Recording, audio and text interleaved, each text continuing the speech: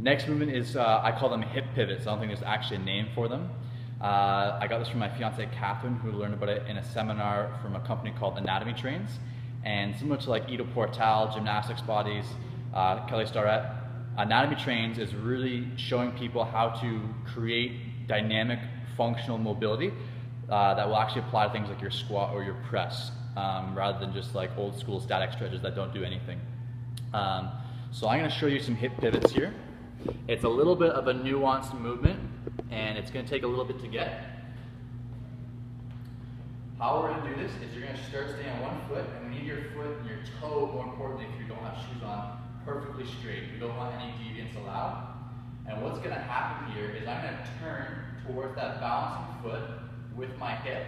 I'm going to turn my whole body in, and then back up nice and smooth. Leading with the hip. Okay?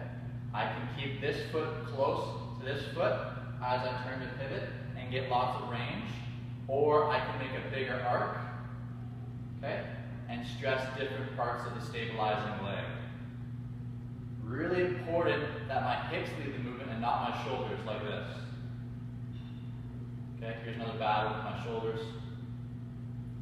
Then it's not about actually developing range of motion and stretching the hip calf connection. It's about using my shoulders, so that's wrong. Catherine's been doing this for about 2 months now.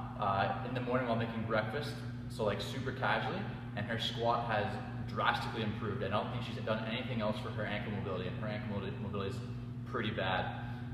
So it could be a great tool. Let's give it a shot and see if there's anything there.